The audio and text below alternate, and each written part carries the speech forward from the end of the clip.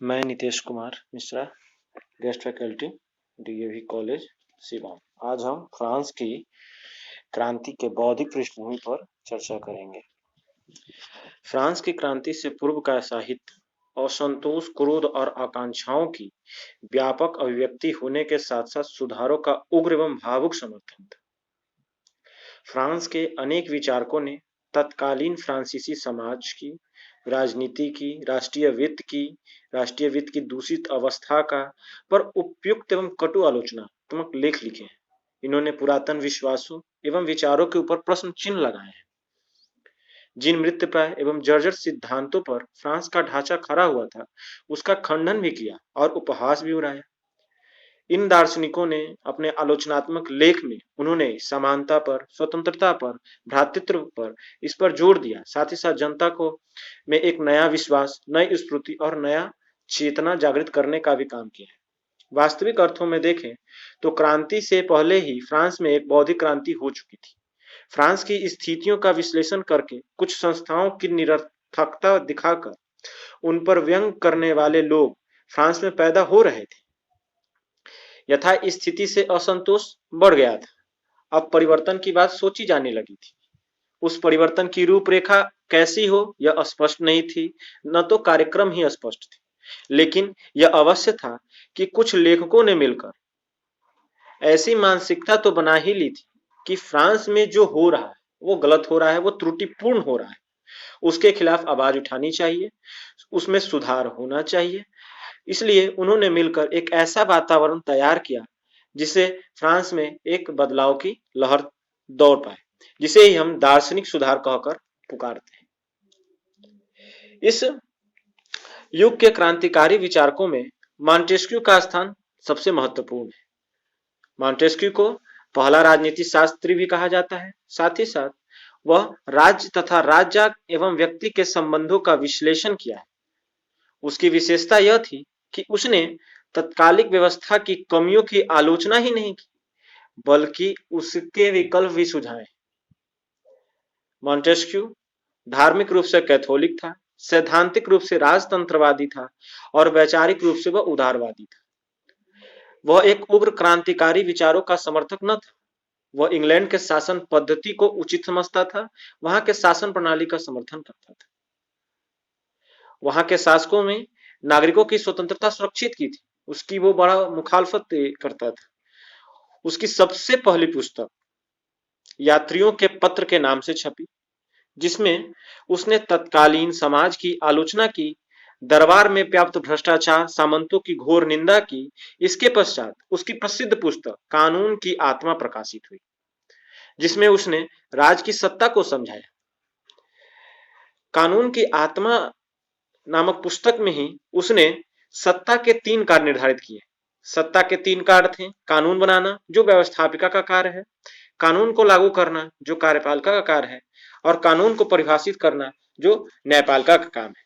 यही विभाजन को हम शक्ति विभाजन के सिद्धांत के नाम से भी जानते हैं, जिसने उसने विचार व्यक्त किया कि जब तक यह तीनों कार्य एक व्यक्ति या संस्था द्वारा संपन्न किए जाएंगे, समाज में न्याय नहीं हो पाएगा। मॉन्टेस्क्यू ने न तो क्रांति की ही बात की और न ही फ्रांस के शासन की स्पष्ट शब्दों में आलोचना की। हम देख रहे हैं कि फ्रांस के शासन के स्पष्ट शब्दों में आलोचना नहीं की है। उसने तो फ्रांस के शासन पर परोक्ष आलोचना की है, क्योंकि शक्ति के पृथक्करण का सिद्धांत हम देख रहे हैं कि कार्यपालिका, व्यवस्थापिका और न्यायपालिका के शक्तियों के अलग करने की बात करती है, जिससे हमें वो तत्कालीन फ्रांस में जो अव्यवस्था थी उस पर तो उसने कटु आलोचना की ही है। इसलिए यह कहा जाता है कि उसकी आलोचना फ्रांसीसी शासन व्यवस्था पर एक प्रहार था। मॉन्टेस्क्यू के सिद्धांतों का व्यापक प्रभाव फ्रांस की 1791 की राष्ट्रीय सभा पर पड़ा, जबकि उसने नए विधान में इन तीनों विभागों को अलग अलग रखा। उसके विचारों ने फ्रांस के साथ साथ अन्यत्र भी जागरूकता उत्पन्न की और शिक्षित समुदाय की राजनीति एवं शासन प्रणाली जैसे नीरस विषयों में अभिरुचि उत्पन्न की। वाल्टेयर फ्रांस के बौद्धिक आंदोलन का युग। दूसरा क्रांतिकारी, दूसरा दार्शनिक, दूसरा सुधारक हम वाल्टेयर के रूप में देखते हैं। वाल्टेयर फ्रांस के बौद्धिक आंदोलन का युग निर्माता था। वह जनसाधारण में राजा वाल्टेयर के नाम से प्रसिद्ध था। वह एक अच्छा साहित्यकार था, साथ ही साथ वह एक अच्छा इतिहासकार भी था। उसने अपने गद्य, पद, इतिहास, नाटक, उपन्यास के माध्यम से तत्कालिक भ्रष्ट तंत्र पर कटु प्रहार किया है। अपनी सहज तथा जनसाधारण की भाषा के कारण दार्शनिक आंदोलनों को जनसाधारण तक पहुंचाने में वो काफी सफल रहा। वो स्वयं भी अपने समय की अन्यायी अव्यवस्था का शिकार भी बनकर कई बार कारागार का दंड भी भोग चुका था। अपने कटु व्यंग एवं अपने युग के अत्याचारों, धर्मांधता पर भीषण प्रहार करने के कारण अधिकारी वर्ग उसका कट्टर विरोधी हो गए थे। वाल्टेयर ने यद्यपि सामंत, दरबार, चर्च किसी को नहीं बख्शा, परंतु अंधविश्वास और चर्च की भ्रष्टता उसकी आलोचना का सर्व प्रमुख शिकार था। चर्च को वह पशुता का प्रतीक मानता था, उसे वह बदनाम वस्तु कहकर पुकारता था। पादरियों को भ्रष्ट जीवन, ढोंग, अंधविश्वासों का खुला विरोध करता था। उसकी मान्यता थी कि चर्च अंधविश्वासों का गढ़ है, चर्च विचारों की स्वतंत्रता को दबाता है, चर्च अपने स्वार्थ सिद्धि के लिए जनता पर तरह तरह के दबाव डालता है, साथ ही साथ जनता में विभिन्न प्रकार का भ्रम भी पैदा करता है। चर्च के दोनों ही अंगों, कैथोलिक और प्रोटेस्टेंट, से उसे समान घृणा थी। वह कहा करता था, अब तो कोई ईसाई बचा ही नहीं, क्योंकि एक ही ईसाई था, उसे भी सलीब पर चढ़ा दिया गया। वाल्टेयर का एक यह कथन है कि अब तो कोई ईसाई बचा ही नहीं, क्योंकि एक ही ईसाई था, उसे सलीब पे चढ़ा ही दिया गया है। वाल्टेयर ने इन विचारों के आधार पर यह समझ लेना कि उसकी ईश्वर में कोई आस्था नहीं थी, यह भी एक भूल है। उसने ईश्वर की सत्ता में पूर्ण विश्वास था। उसने सिर्फ चर्च पर प्रहार किया, चर्च में व्याप्त भ्रष्टाचार पर, चर्च में व्याप्त बुराइयों पर उसने प्रहार किया है। यदि उसने ईश्वर के बारे में कहता है, यदि ईश्वर विद्यमान नहीं है तो हमें उसका आविष्कार करना होगा। वह फ्रांस के संवैधानिक राजतंत्र से बहुत प्रभावित था और फ्रांस को उसके अनुकूल ले चलने की सलाह देता था। जैसा कि अभी ने मॉन्टेस्क्यू को देखा, वो लोकतंत्र का हिमायती था, वो शक्ति के पृथक्करण के सिद्धांत की बात करता था। वहीं वाल्टेयर फ्रांस के संवैधानिक राजतंत्र से बहुत प्रभावित था। राजनीति के क्षेत्र में वो लोकतांत्रिक प्रणाली का समर्थक नहीं था, क्योंकि वह कहा करता था कि मैं 100 चूहों के स्थान पर एक सिंह का शासन अधिक पसंद करता हूं। उसके विचारों से ऐसा लगता है कि वह संस्था के रूप में राजतंत्र से संतुष्ट था, वह प्रगतिशील राजतंत्र का पक्षपाती था। वाल्टेयर ने तो कई राजनीतिक विचारक वाल्टेयर न तो कोई राजनीतिक विचारक था और न ही उसने क्रांति की ही बात की थी और न ही कोई विकल्प सुझाया था मॉन्टेस्क्यू की तरह। उसने तो तत्कालिक प्रशासन और व्यवस्था के व्याप्त बुराइयों पर तीखा प्रहार करके जनता के विवेक को उकसाया था। मान लीजिए समाज में बुराई है, उसको सामने ले गया और जनता को वो उद्वेलित करने का काम किया। उसने तर्क की उपयोगिता बताई और पुरातन व्यवस्था के सबसे शक्तिशाली आधारों पर भी प्रहार करके लोगों की तटस्थता और निर्लिप्तता तोड़ दी। वाल्टेयर ने स्वतंत्रता को सर्वाधिक महत्व दिया है। वाल्टेयर ने विचारों की स्वतंत्रता के लिए, जो उस समय फ्रांस में लगभग संभव थी ही नहीं, उसने विचारों की स्वतंत्रता की पृष्ठभूमि बनाने का काम किया है। उसने इस भ्रम को तोड़ने का काम किया है कि अब जो व्यवस्था है वो अपरिवर्तनशील है। इस युग के दार्शनिकों में फ्रांस की जनता पर जो तीसरा दार्शनिकों का नाम है, उसका नाम है रूसो। रूसो का प्रभाव सबसे अधिक पड़ा।